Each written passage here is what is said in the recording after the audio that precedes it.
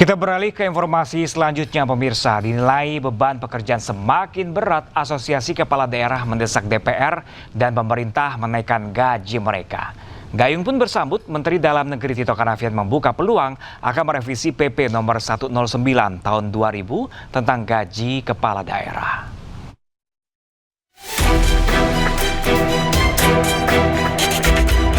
Di tengah maraknya kepala daerah terjerat kasus korupsi, DPR dan Kementerian Dalam Negeri justru tengah mempertimbangkan menaikkan gaji para kepala daerah. Usulan berawal dari keluhan para kepala daerah. Mereka menilai saat ini tugas kepala daerah kian pelik. Tidak hanya menjalankan fungsi pemerintahan, tapi juga mengurus konflik sosial hingga konflik agraria. Melakukan revisi terhadap PP nomor 109 tahun 2000 tentang kedudukan keuangan kepala daerah dan wakil kepala daerah. Poin 2 ini sudah 26 tahun tidak ada penyesuaian, sedangkan perkembangan situasi ekonomi politik kita semakin kompleks dan tanggung jawab kepala daerah juga semakin besar. Tapi ini peraturan pemerintah sudah 26 tahun tidak ada penyesuaian. Menanggapi usulan dari anak buahnya, Menteri Dalam Negeri Tito Karnavian menyebut membuka peluang merevisi peraturan pemerintah nomor 109 tahun 2000 yang mengatur keuangan termasuk gaji para kepala daerah. Tito menyebut aturan berusia 26 tahun itu memang sudah saatnya dievaluasi. Ini dibuat peraturan ini di tahun 2000. Sekarang kita tahun 2026. Sudah 26 tahun peraturan ini dibuat. Situasi sudah berubah. Kenaikan harga juga barang-barang sudah berubah, kurs juga sudah berubah. Kalau mungkin mau dilakukan penyesuaian, disesuaikan keadaan saat ini, itu bisa saja dilakukan penyesuaian.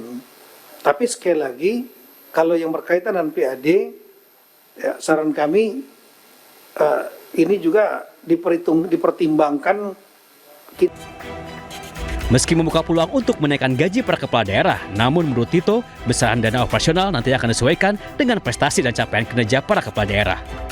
Tim Liputan Ainus melaporkan. Sementara itu, pemirsa, 5 bupati di Jawa Tengah terjaring operasi tangkap tangan KPK. Daftar ini menambah panjang kepala daerah yang terlibat korupsi.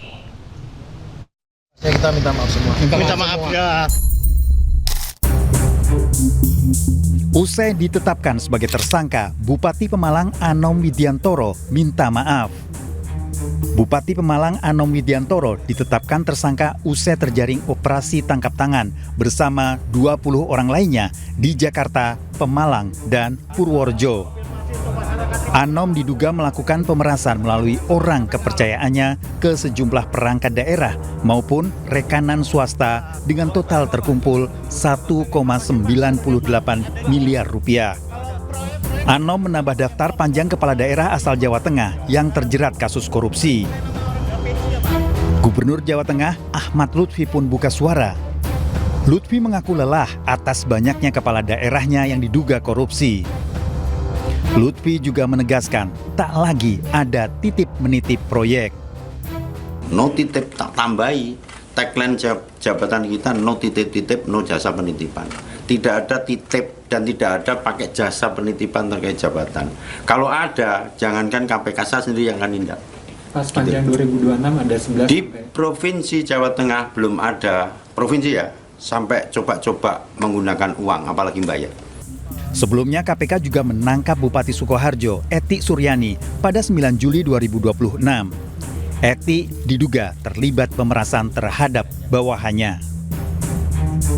Tak hanya itu, pada 13 Maret 2026, Bupati Cilacap, Samsul Aulia Rahman, juga ditangkap KPK. Samsul diduga memeras setoran tunjangan hari raya di Pemda.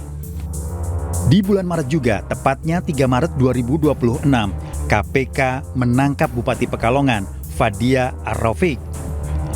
Fadia diduga korupsi pengadaan jasa outsourcing dan proyek lain di Pemkab Pekalongan sepanjang 2023 hingga 2026.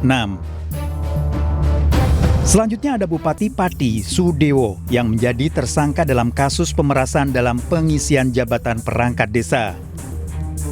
Sudewo juga diduga terlibat suap proyek pembangunan dan pemeliharaan jalur kereta api di bawah Kemenhub.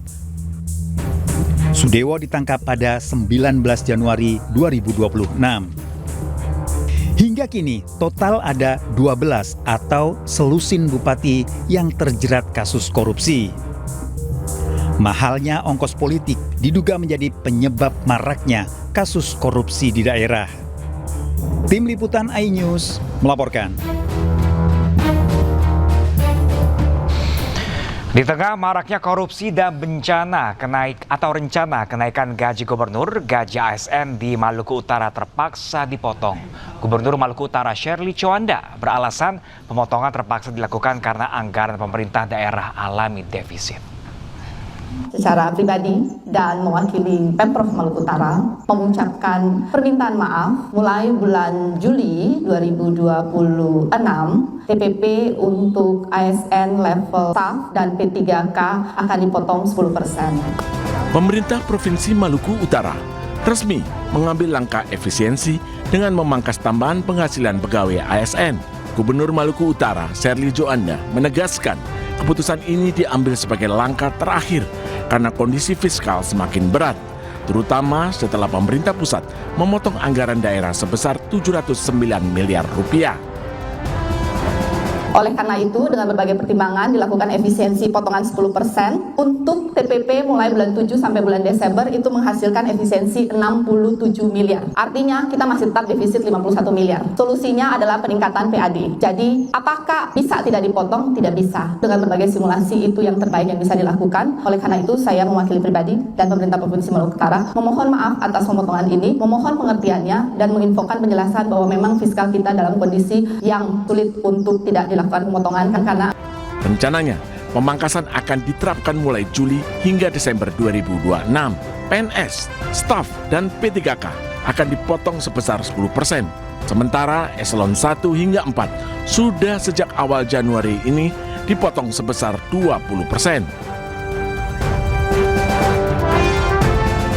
Tetapi tadi juga sudah mendengar semua keluhan dari kepala daerah bahwa itu tidak menyelesaikan masalah kami di daerah karena kami sekarang tidak punya cash flow untuk membayar gaji P3K sampai dengan akhir tahun. Sebelumnya, Gubernur Sherly sempat curhat ke DPR di depan anggota Dewan dan Menteri Dalam Negeri. Sherly mengaku kesulitan menggaji pegawai pemerintah P3K sampai akhir tahun 2026.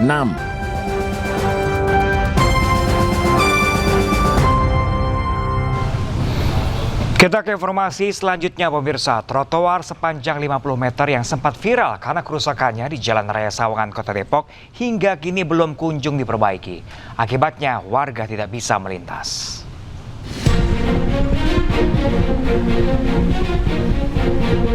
Sempat viral, kerusakan trotoar yang telah terjadi 2 bulan lalu kondisinya kini makin memprihatinkan. Kini kembali muncul retakan sepanjang 1 hingga 2 meter yang membuat sebagian struktur trotoar amblas dan menggantung di atas aliran kali Angsana. Meski sudah ditutupi terpal dan dipasangi rambu peringatan, namun belum ada aktivitas perbaikan dari dinas terkait. Sebagai penanganan sementara, bagian bawah trotoar hanya disanggah menggunakan batang-batang bambu agar tidak ambruk aliran kali Angsana. Kondisi ini pun membahayakan pejalan kaki. Jadi semenjak rusak itu belum ada perbaikan? Belum ada, adanya cuman ini dipakai kayak kayu-kayu gitu, dipatokin pakai kayu-kayu itu. Harapannya ya biar dapat diperbaiki, biar perjalanan kendaraan itu bisa lancar, tidak ada masalah. Kerusakan trotoar menjadi sorotan publik karena terjadi saat usia proyek baru sekitar 1 tahun. Warga pun mempertanyakan kualitas pembangunan serta mendesak pemerintah segera lakukan perbaikan permanen. Dari Depok, Jawa Barat, Ibu Rizky, iNews melaporkan.